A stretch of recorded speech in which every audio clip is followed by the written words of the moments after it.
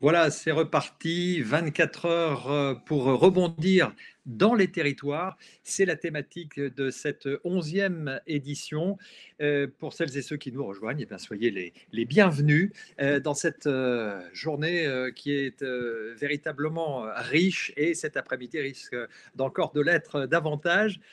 S'implanter dans un territoire, comment bien choisir sa région et quels sont voilà, les critères auxquels il faut veiller particulièrement pour s'implanter en région. Alors, on est ici, on s'intéresse un petit peu plus particulièrement à la région, à la grande région Centre-Val de Loire, mais bien sûr, toutes les informations qu'on vous passera tout au long de cette journée concernent bien sûr l'ensemble des territoires, hein, globalement, au niveau de vos démarches. Sachez que tous les territoires voilà, disposent de bon nombre d'outils et d'accompagnement pour vous aider dans votre rebond ou dans votre création ou reprise d'entreprise. Alors, je vais accueillir tout de suite mes invités et notamment Julie Levesque. Alors, vous êtes cofondatrice de Comme une opportunité. Bonjour, bienvenue. Bonjour. Alors, vous avez une idée qui vous vient, une idée en 2016 et vous créez Comme une opportunité en 2019.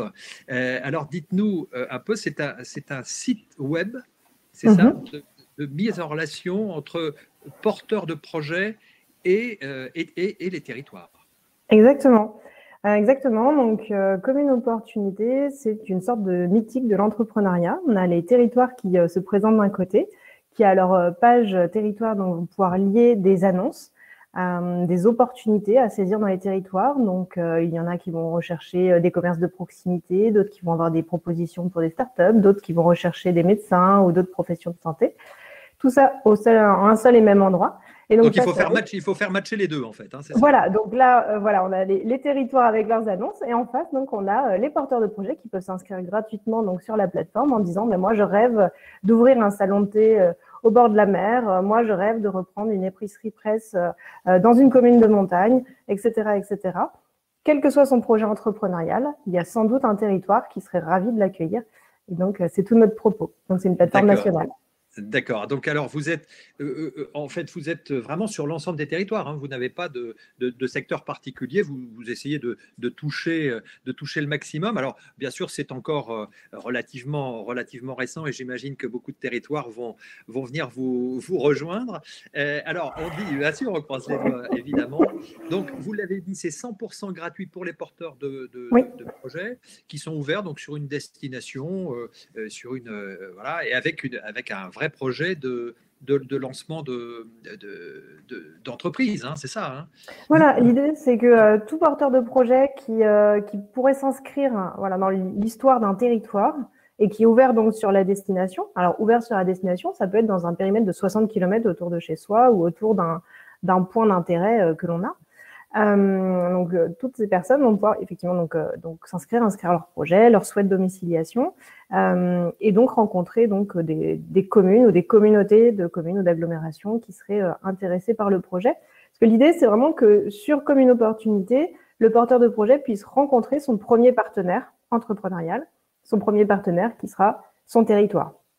Et donc son territoire à l'échelon le plus fin, avec l'idée que le développeur économique ou le manager de centre-ville saura tout à fait aiguiller ensuite le porteur de projet, soit vers la CMA, soit vers BGE, soit vers Initiative, soit vers d'autres acteurs de l'entrepreneuriat en local, en fonction de la typologie du projet et de son avancement. Alors, quelle est la cible vraiment de votre site web? En fait, ça concerne des personnes qui recherchent quoi en particulier? Qu'est-ce qu'ils recherchent, ces personnes? En général, ce sont avant tout des personnes qui souhaitent, qui ont conscience de leur rôle sociétal, qui ont conscience qu'en allant ouvrir un magasin de vêtements ou en allant reprendre un bistrot dans tel village plutôt que dans telle grande ville, mais ils n'auront pas le même impact sur leur environnement, en fait. C'est vraiment cette idée-là, avant tout.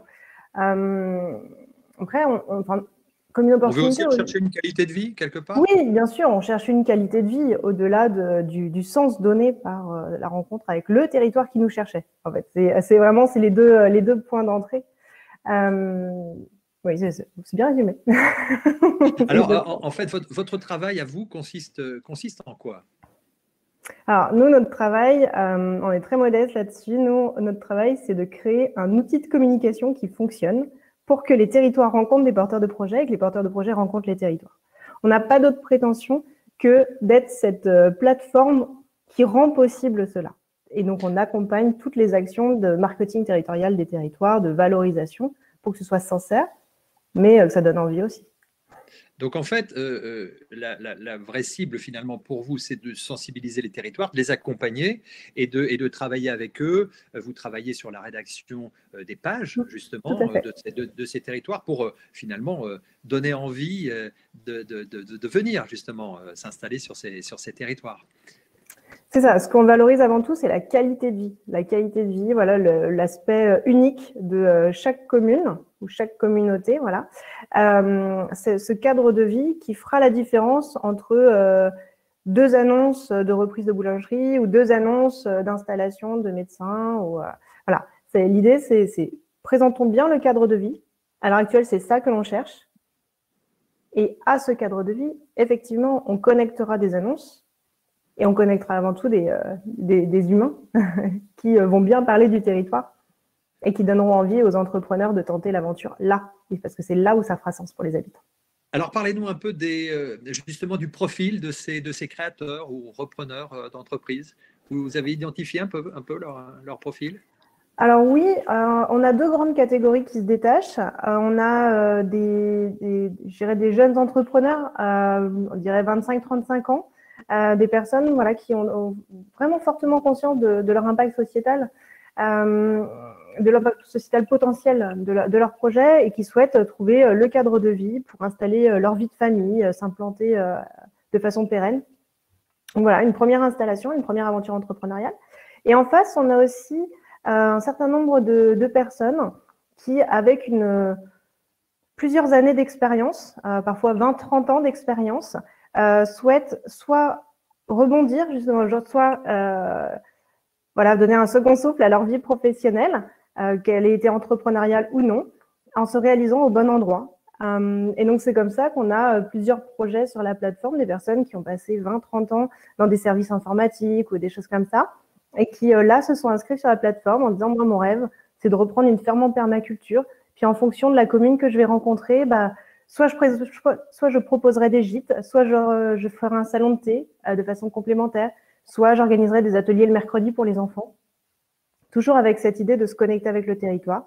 Et sinon, on a aussi des projets donc, de reprise d'épicerie. Donc, l'exemple du village de montagne est un exemple qu'on a sur la plateforme.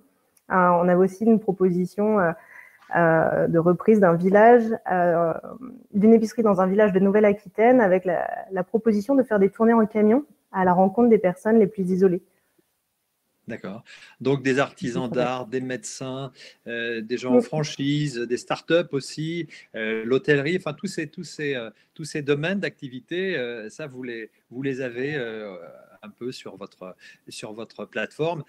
Alors, je vais être un peu provocateur, mais bon, vous parliez de mythique, vous faisiez un petit peu allusion, un parallèle avec le fait que vous étiez un peu l'entremetteur, un peu l'agent entre les territoires et les porteurs de projets. C'est un peu SOS Village, un peu, c'est ça, c'est ce qu'on voit à la télé, grosso modo. Ça correspond un petit peu à faire matcher est-ce qu'il y a des offres aussi vacantes comme ça de commerce, de proximité qui sont aussi à céder? Comment ça se passe? Alors, oui, tout à fait. Donc, au niveau des annonces des territoires, je ne vous cache pas qu'on a un partenariat exclusif avec le syndicat des jeunes médecins qui a un petit peu attiré l'œil de la presse ces derniers temps. Donc là, on a quelques annonces de médecins, je ne vous cache pas en ligne, mais on a aussi des annonces de reprise ou de création d'épiceries, de bistrots dans les villages, des boulangeries à reprendre, on a des boucheries à reprendre, et puis on a aussi d'autres choses. Et on a même des territoires qui se proposent pour des tournages de films, par exemple, ou qui proposent des week-ends dédiés à l'entrepreneuriat. On a tous ces aspects-là. Pour répondre à votre question par rapport à SOS Village, oui, effectivement, bien sûr qu'il y a une proximité, mais on voit aussi des différences. Les différences, c'est que... Vous, c'est pas SOS, vous? Déjà, c'est pas SOS. C'est ensemble, on va faire des choses très chouettes, mais on n'est pas dans l'urgence. Vous voyez, on n'est pas dans le SOS, c'est la panique.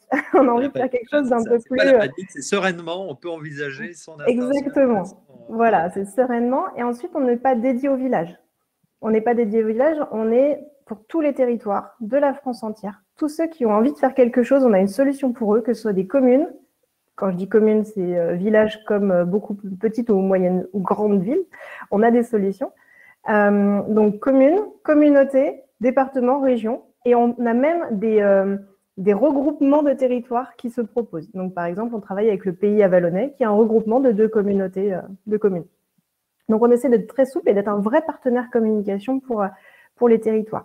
Et donc, l'entrée se fait bien par le territoire. Ce ne sont pas des particuliers qui viennent sur la plateforme dans l'espoir de vendre leur fonds de commerce. Non, ce sont des territoires qui s'engagent dans la revitalisation du territoire ou dans la dynamisation du territoire. Donc, c'est-à-dire, c'est le territoire qui, effectivement, a identifié que ce commerce-là, il fallait le maintenir ou il fallait le rebooster. Et donc, qui vient rencontrer des porteurs de projets et qui va pouvoir essayer de leur faciliter la vie d'une façon ou d'une autre. Et faciliter la vie d'un entrepreneur, ça peut être tout simplement lui souhaiter la bienvenue. Des fois, c'est pas plus que ça. Lui dire bienvenue, vous devriez rencontrer ce monsieur ou cette dame parce que c'est la personne qui vous manque pour bien avancer. Et parfois, effectivement, il va aussi y avoir des aides au bail, par exemple, avec des boutiques à l'essai ou des choses comme ça, ou plein de choses peuvent s'imaginer en fonction de la typologie du projet, de ses besoins, de la commune, du possible. Mais parfois, juste quand on nous dit bonjour, ça nous aide tellement. Et ça coûte pas cher. Ça coûte pas cher. Alors, vous avez déjà, je crois, c'est 22 territoires, c'est ça Oui. Sur 600 qui sont à peu près identifiés, donc vous avez une bonne marge de progression en vue. Et pour 880, près de 900 porteurs de projets inscrits, c'est ça? Oui, on approche des 900 porteurs de projets inscrits. Et comme je disais, donc au niveau des porteurs de projets, c'est très large au niveau du panel, des professionnels de santé, des commerçants, des artisans. Quelle est votre ambition pour les années à venir, pour conclure? Alors, pour conclure, effectivement, donc on a 22 territoires avec qui on travaille déjà. On espère d'ici la fin de l'année avoir atteint une quarantaine. Peut-être commencer à travailler de façon active avec certains départements ou régions. On a déjà plusieurs contacts, en particulier, je dirais, dans le nord et le centre de la France. Donc, on espère conclure. Et puis aussi du côté de l'Occitanie, pour ne rien vous cacher. Voilà, on espère continuer à avancer avec les territoires pour être une vraie solution pour les entrepreneurs. D'accord. Rappelez-nous donc l'adresse, comment on peut faire pour se connecter et sur quel site? www.commune-opportunité-fr. Voilà, on mettra ça dans le chat pour que tout le monde puisse c'est déjà fait, mon cher Frédéric. Et c'est déjà fait, je me doute que c'était déjà fait. Voilà, merci beaucoup Julie pour votre belle initiative de faire en sorte que se rencontrent les porteurs de projets et les territoires. Alors on est complètement bien sûr dans la thématique. Je vais accueillir maintenant Jean-Louis Garcia. Vous êtes directeur général de l'économie et vous êtes dans le centre Val-de-Loire et notamment responsable du programme, de la structure DevUp, c'est cette agence régionale du développement économique de la région Centre-Val de Loire. Soyez le bienvenu. Alors, que peut apporter la région justement pour les créations, les reprises d'entreprises? Bon, ce qu'on apporte, c'est, je dirais, 3 dimensions. À la fois un service de proximité, un service sur mesure et un service d'accompagnement. Quand je dis service de proximité, on s'appuie sur un ensemble de partenaires et derrière ces partenaires, on a mis en place un site qui s'appelle ConnectUp. Je crois que c'est un point important à retenir. Derrière ConnectUp, si je veux créer, reprendre mon entreprise, voire s'implanter sur notre territoire, si je suis un dirigeant de PME, je peux trouver un acteur de proximité. Si j'ai repérer ma destination, mon département où j'ai envie de créer mon entreprise ou reprendre mon entreprise, je vais avoir un interlocuteur du territoire qui connaît bien ce territoire et qui va me guider, qui est en lien avec les différents territoires, les différentes opportunités, si c'est de la reprise, et qui va pouvoir m'accompagner. Ça, c'est un point important, cette notion de proximité et d'être en lien avec quelqu'un qui connaît bien le territoire.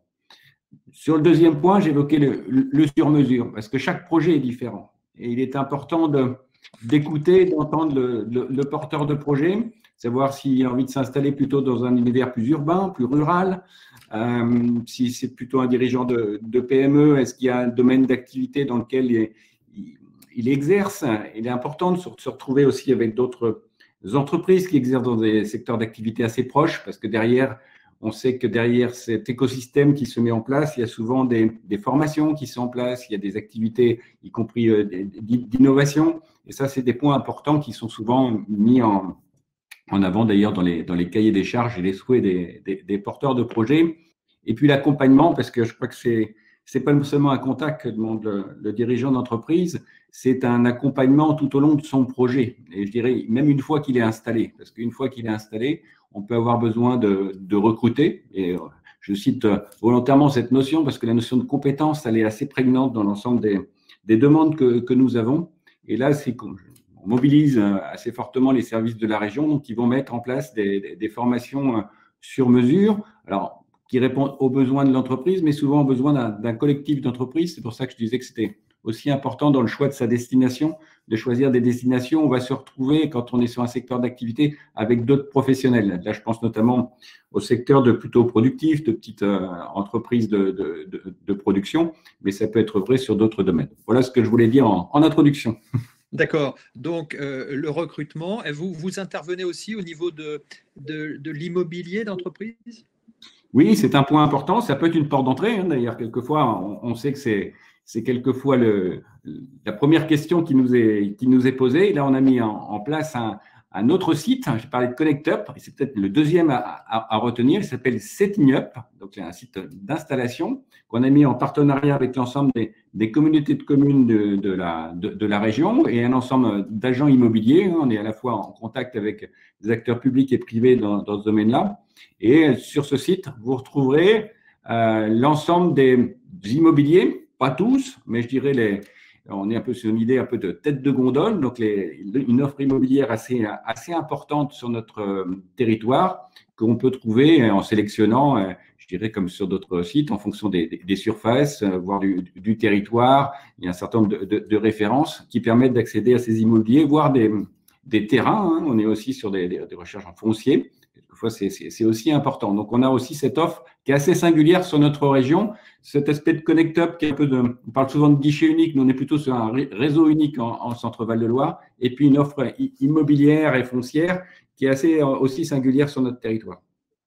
Alors, sur la notion justement de rebond, vous permettez aussi peut-être de guider des personnes vers des tiers-lieux ou vers des opportunités de reprise, peut-être? Oui, c'est quelque chose d'ailleurs qu'on est en train de recenser plus largement. D'ailleurs, il y a une demande assez forte au niveau de ces tiers-lieux et on a vu, ils ont pris une ampleur assez particulière là, au moment de cette crise sanitaire qui pouvait créer de l'isolement, mais en même temps, on a vu un certain nombre de porteurs de projets souhaitant se retrouver aussi avec un certain nombre de conditions sur nos territoires et notamment, je pense à des porteurs de projets qui sont issus de la région parisienne qui ont voulu aussi retrouver je dirais un bol d'air dans notre territoire qui recherche ces lieux pour pouvoir exercer une profession à distance. C'est important. Ces lieux, quels sont-ils en fait? Quand vous parlez de tiers-lieux, on va les trouver dans des territoires très divers sur le territoire. On va pouvoir les retrouver avec des dimensions autour d'activités numériques, je pense notamment dans nos deux métropoles, mais pas que. Bien sûr, il y a une notion je dirais, d'Internet, de pouvoir faire un travail en distanciel, mais pas que. Donc, il y a des porteurs de projets qui peuvent se réunir, y compris pour développer des activités, je dirais, artisanales. Il y a des anciennes un peu usines qui sont un peu réhabilitées, qui permettent d'accueillir différents porteurs de projets. Donc, on a des choses assez diverses, finalement, sur le territoire. Donc, en fonction des goûts, des souhaits des uns des autres, on peut trouver une solution. D'accord, donc on le voit, ce sont des réponses sur mesure. Voilà, vous avez la possibilité de réagir vis-à-vis de plusieurs cas différents. Alors, quand on parle de territoire, et vous l'avez cité, des personnes, des Parisiens qui souhaitent peut-être, ou d'autres régions, qui souhaitent venir s'installer dans des villages, dans des villes de plus petite taille, il faut quand même faire attention à ce que ça ne soit pas juste une idée. Il faut, j'imagine que les projets soient quand même un petit peu, que ça soit un peu construit, que ça soit bien écrit, tout ça en amont. C'est-à-dire qu'on ne peut pas faire ça sur un coup de tête et arriver en se disant on va aller voir la région, ils vont nous trouver une solution. Oui, vous avez raison de le signaler. En tout cas, nous, on passera davantage de temps. On a envie de passer du temps avec le porteur de projet si on voit quelque chose un peu construit. C'est vrai qu'il nous arrive d'avoir des personnes qui peuvent nous contacter, qui ont une idée. Bon, alors on va les orienter vers un certain nombre de sites ou d'offres, mais je dirais on y passera moins de temps que si on a un porteur de projet qui a une idée assez précise, qui a commencé à écrire son projet. Et là, on se dit, ça vaut le coup d'y passer du temps, quoi.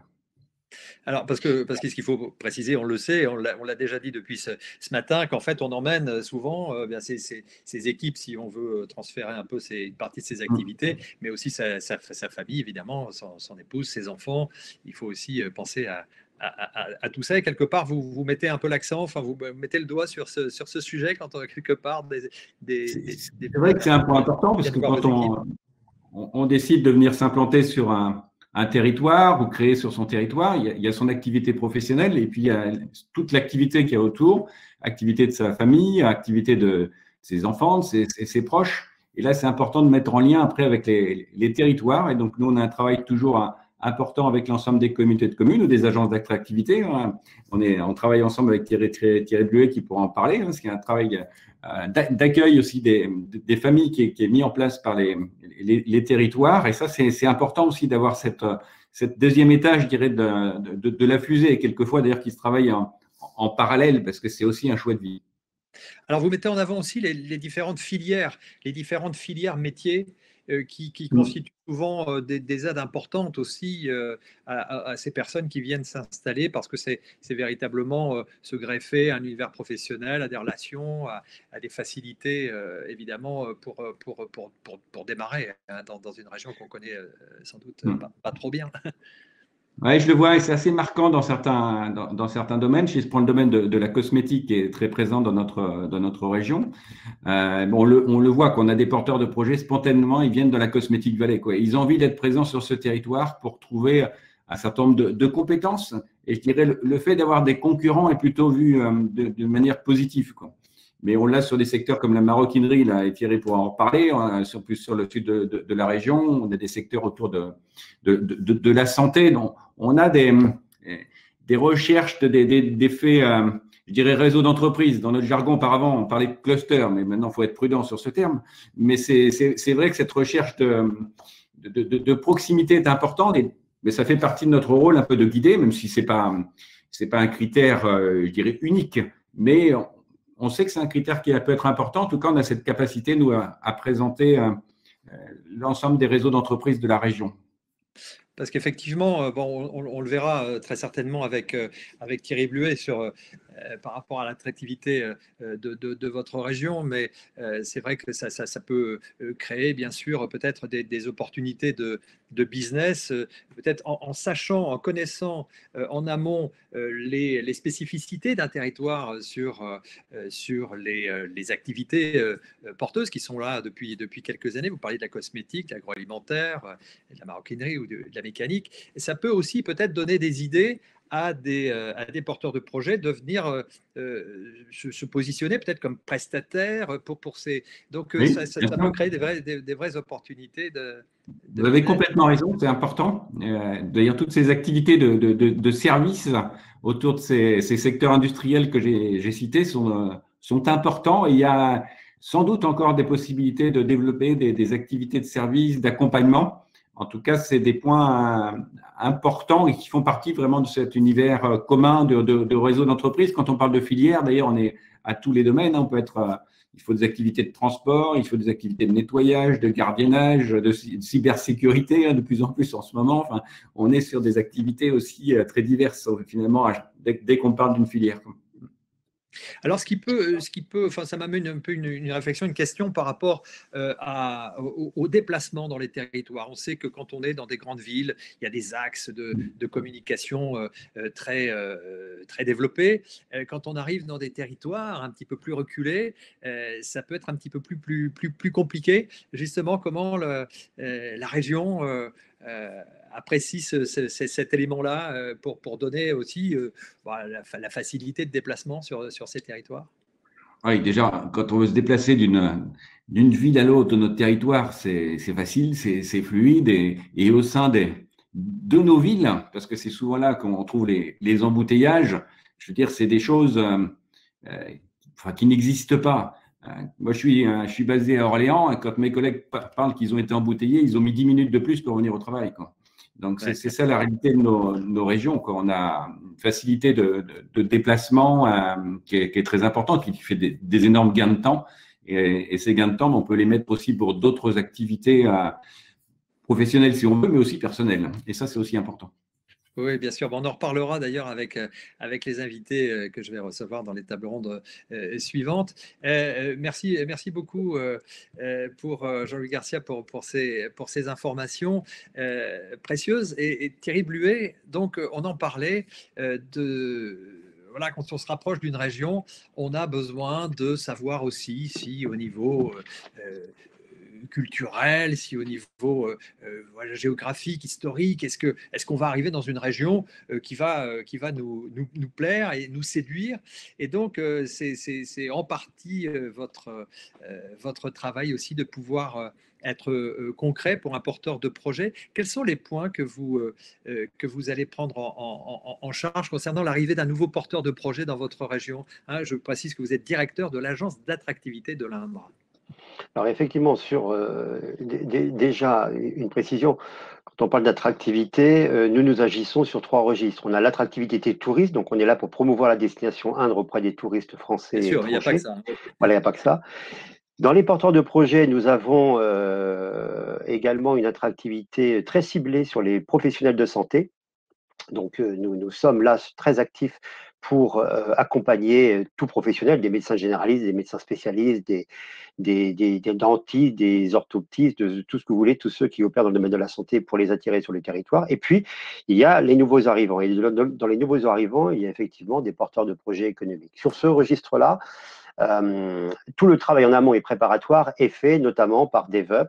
Donc nous sommes, je dirais, un peu le bolduc sur le papier cadeau qui va être mis en œuvre pour que le projet, in fine, puisse se concrétiser, notamment dans l'Indre. Et ce que nous apportons, c'est un accompagnement. Le terme a été repris par les différents intervenants avant moi. On est effectivement dans un accompagnement très personnalisé qui va chercher, en dehors du projet même, de connaître aussi quel est le projet de vie qu'il y a derrière ce projet professionnel. Un projet de vie qui fait appel à peut-être une recherche d'offres culturelles, d'offres sportives, d'offres sociales, etc. Et donc, nous sommes là pour apporter des éléments de réponse sur ces préoccupations, de manière à ce que la personne puisse trouver sur le territoire l'ancrage qu'elle recherche, et à la fois l'ancrage économique, c'est-à-dire est-ce que le territoire est en capacité de m'apporter les réponses pour le développement économique de mon projet. Ça, c'est un premier sujet majeur. Et puis, il y a aussi le deuxième sujet, est-ce que ce territoire est en capacité de m'apporter l'ancrage personnel que je le recherche? Est-ce que je vais m'y sentir bien? Et donc, c'est sur ce registre-là que nous opérons, et pour faire découvrir, et heureusement elle est dense, toute l'offre culturelle, touristique, patrimoniale, sportive, associative, sociale, qui existe dans l'Indre, qui fait partie de ces départements qui sont quand même, il faut le reconnaître, mal connus et dont on ne soupçonne pas le potentiel qui existe. Si j'avais à résumer un peu mon propos, nous venons, il y a 3 semaines de cela, de confirmer l'installation d'une masseur kinésithérapeute dans le département. Nous l'avons accompagnée. Et lorsqu'on l'a interrogé et interviewé pour faire un peu le bilan de son installation, elle a simplement dit une chose, écoutez, c'est simple, l'Indre, on ne s'y attend pas. C'est-à-dire qu'elle a découvert quelque chose qu'elle ne soupçonnait pas, et donc et c'est positif, elle est ravie du choix qui a été le sien. Oui, on n'en doute pas. Alors, vous êtes amené justement à accompagner les porteurs de projets, d'accompagner aussi les salariés. C'est ça aussi, vous pouvez organiser de ce fait, de découvrir aussi la région. Tout à fait. Tout à fait. On a là aussi une offre. Effectivement, on a une offre toujours aussi personnalisée qui se situe à deux niveaux. Le premier niveau, c'est dans l'accompagnement des entreprises locales, car c'est une chose que d'attirer, c'en est une autre de conserver le patrimoine. Quand je dis patrimoine, la ressource humaine et la ressource entrepreneuriale qui existe sur le territoire. Donc, il y a aussi tout un enjeu de conservation de ces talents sur le territoire. Ça, c'est très important. Donc, nous y travaillons et donc, on a une offre de service gratuite auprès des entreprises qui consiste, lorsqu'elles le souhaitent, de pouvoir accompagner un candidat que l'entreprise souhaite recruter et nous apportons, nous, justement, cette on va dire, illustration de vie que peut avoir le projet du candidat en disant, écoutez, du côté de l'entreprise, il y a un souhait de vous recruter, eh bien, nous allons vous faire découvrir ce qu'est le département et comment votre vie peut s'inscrire dans ce département. Accompagnement à la recherche d'une maison, accompagnement dans l'inscription des enfants à l'école, accompagnement dans un nouveau réseau médical, mise en relation avec un médecin, un dentiste, ce que vous voulez, accompagnement peut-être dans l'ouverture de certains réseaux d'affaires ou de réseaux sociaux pour que la personne puisse être bien accueillie et se sentir bien. Puis accompagnement aussi, ne serait-ce que dans la découverte du département, c'est-à-dire à quoi ressemble l'Indre, ses étangs, ses forêts, ses lieux de randonnée, ses producteurs locaux, etc. Donc ça, on a une offre dédiée. Et puis dans un deuxième temps, on peut alors c'est un peu plus rare parce que les projets sont moins nombreux, mais lorsque ça peut aussi se monter pour une implantation d'entreprise qui fait par exemple le choix de délocaliser toute partie de son activité dans l'Indre, eh bien on peut accompagner le dirigeant pour que celui-ci puisse faire en sorte que le maximum des salariés de son entreprise actuelle puissent suivre le mouvement, car dans certains cas, on a rencontré des porteurs de projets, enfin des personnes qui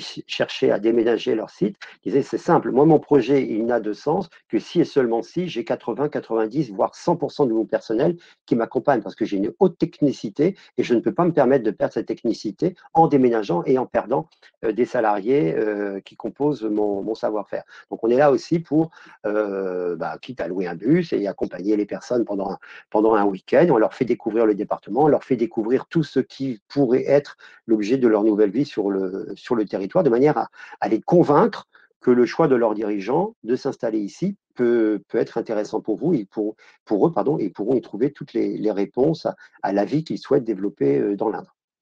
Alors, vous souhaitez aussi, je crois, vraiment positionner l'Indre pour le télétravail. Alors là, c'est un positionnement d'opportunité. Hein. Nous sommes. Bien sûr. Ça a été évoqué d'ailleurs tout à l'heure. La crise sanitaire a rebattu les cartes et a fait que la préoccupation, notamment des métropolitains, on parle beaucoup des Franciliens, mais nous avons aussi l'Indre est très interrogée par les Franciliens, mais également par les habitants de la région nord de France. On a beaucoup d'interrogations venant de la région des Hauts-de-France. Donc c'est à peu près les deux grandes zones qui sont pour nous notre vivier d'accueil de nouveaux arrivants. Et effectivement, avec la crise sanitaire, il y a incontestablement un besoin pour ces métropolitains de trouver des lieux de travail qui offrent de l'oxygène, qui offrent de la nature, qui offrent la possibilité de sortir de leurs 20, 30 ou 40 mètres carrés. Et donc, on est en train de construire, et c'est en passe là d'être bouclé, donc on est dans un troisième confinement, donc la communication de ce retour de projet, on l'a un petit peu mis en stand-by, surtout que les gens ne peuvent pas se déplacer. Et donc, on a un pacte télétravail. Ce pacte télétravail fait qu'on offre la possibilité à un télétravailleur de venir s'installer dans l'Indre quelques jours s'il le souhaite. On lui offre l'accès gratuit à un vrai espace de coworking, c'est-à-dire un vrai espace, c'est quoi? C'est un espace qui est fibré, qui a des beaux bureaux, une belle lumière, un véritable endroit pour travailler avec un espace d'accueil, donc ils peuvent partager. Il y a la machine à café, il y a de quoi se restaurer. Donc ça, c'est un espace de coworking dédié. Donc cet accès lui est offert. Et il a la possibilité, parce qu'on va tout lui packager, de lui proposer une offre de séjour qui lui permettra de trouver un endroit calme, serein, où il pourra se reposer.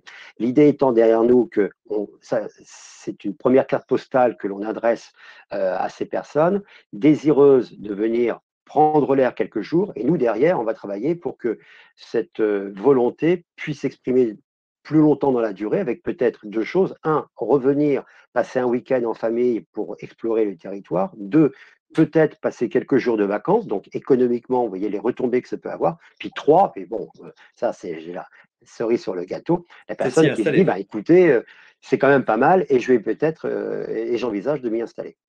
D'accord. Donc, on l'a bien compris, donner envie, donner les moyens aussi avec des espaces de coworking, un accès gratuit et limité à ces espaces. Et puis, voilà, quand on y a goûté, on rêve peut-être de s'y installer. Alors, depuis, je vais vite pour pouvoir laisser la parole aux internautes pour les questions.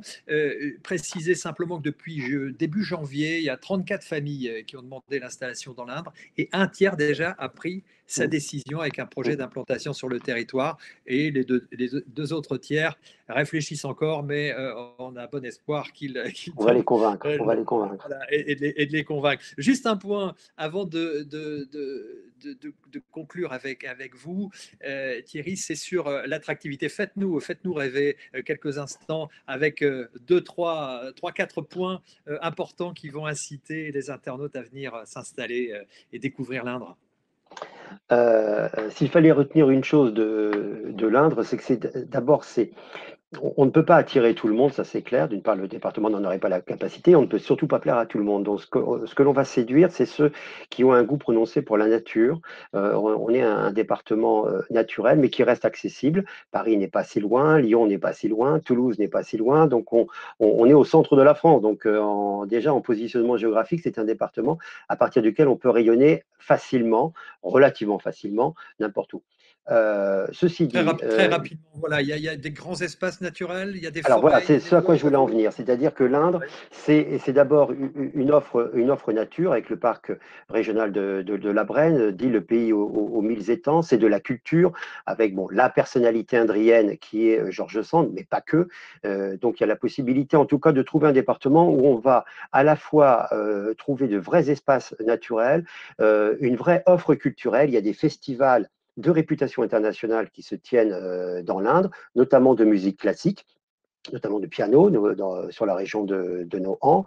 Vous avez Châteauroux, qui est une ville aussi qui se transforme, qui se modernise. Vous avez une offre patrimoniale intéressante avec le château d'Alancé, avec le domaine de Poulaine, avec le château de Bouget. Le vin. Alors, vous avez de la gastronomie, parce qu'on est français, hein, donc à l'Indre, on pourra satisfaire tous les palais. Il y a du très bon vin, il y a de très bons fromages de chèvre. On est une région de fromage de chèvre, la région centre et l'Indre, et évidemment bien d'autres spécialités. Donc voilà ce qu'offre l'Indre. Et puis c'est cette vie beaucoup plus sereine, beaucoup plus apaisée, beaucoup plus bienveillante également. Il y a un sens de l'accueil et de la bienveillance qui est souvent relevé par les personnes que nous accueillons et qui sont étrangères à ce département. Donc voilà ce que je pourrais dire. Mais surtout, j'invite tous ceux qui nous écoutent aujourd'hui à venir découvrir le département s'ils ne le connaissent pas et à passer à minima un week-end pour se faire une raison de ce département. Tout à fait. Et alors, voilà, je pense que ça m'a déjà convaincu de venir découvrir votre région. Vous serez le bienvenu. Vous serez le bienvenu, Frédéric. D'accord, merci. D'autres personnes l'ont précisé aussi, hein, cette région, vous êtes à 2 heures de Paris depuis Châteauroux, on a Limoges, Lyon, Tours et Orléans. Donc ce sont véritablement des destinations qui sont tout à fait proches et accessibles. Alors, Julie, parce qu'en fait, je ne pense pas. Il y a des questions ou pas, William, quand je... Oui, j'ai deux, trois questions. 2-3 questions. Alors, allons-y. Il y a une première question auquel Julie a répondu dans le chat, mais si elle veut prendre la parole pour en préciser. Avec plaisir. Alors, quelle était cette question? Alors la question était, est-ce que pour comme une opportunité, est-ce qu'il y a un âge limite? Alors non, bien sûr que non. Et il n'y a pas non plus de typologie de projet ou d'avancement du projet limite. On peut être à l'émergence, comme on peut être très très avancé, il ne manque que la clé du local.